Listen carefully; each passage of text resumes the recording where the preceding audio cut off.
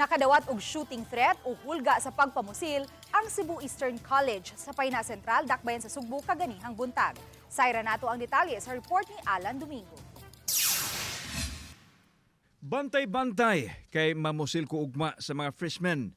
Kini ang mensahe nga nadawa sa usa ka public group chat sa private school sa Cebu Eastern College o gi-follow-upan pa og thanks me later kung masuspenso ang klase sa mga gaeskwela diri. Daling responde ang masakop sa Special Weapons and Tactics kun SWAT, TRU ug ang mga personnel sa Station 5 sa Cebu City Police Office uban usab ang EOD. Una na dawat sa mga otoridad ang bomb threat apan sa pagresponde o pagsusi nila. Usa ka shooting alert ang nadawat nga gitumong sa tunghaan. Human mahiling ang tibuok tunghaan, negatibo ang resulta apan gisiguro gihapon sa kapulisan ang kaluwasan sa matinunan ug sa tanan nga anaa sa sulod sa eskwelahan. Mibati og kahadlok ang matinunan tungod usab sa nahitabo didto sa Tacloban City. Na Kuya kuya Juan, Juan. sad kay kuan ba nahitabo sa Nahitabo sa na pina sa lain Tas ko. fresh bipod me. So, what if kami Kami di mo sa- kwan? isa sa di ay.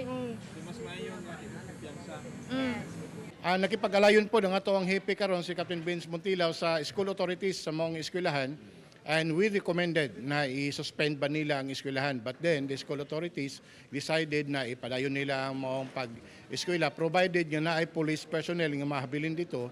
Gipaniguro sa kapulisan nga manubag sa balaod ang naghimo sa pagpanghulga. Katong social media post gi-submit karon nato sa cybercrime unit, o ang school authorities po nakigalayon po sa NBI karon according to them to help them identify that particular person. So that will be subject, sir, for further investigation.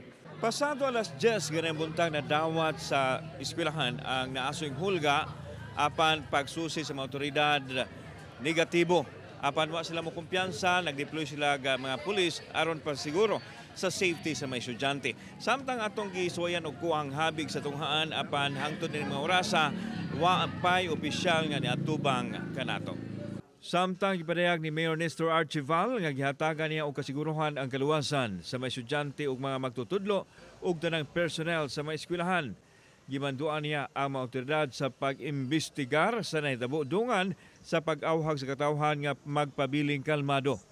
Gitigom sa mayor ang local school board, deputy official, Peace and Order Committee ug ang Cebu City Police diin gituki nila ang mga lakang pagsiguro sa kaluwasan sa mga tunghaan.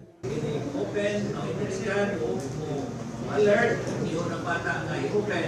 Time written, report, or armas, that's the time that we have principal.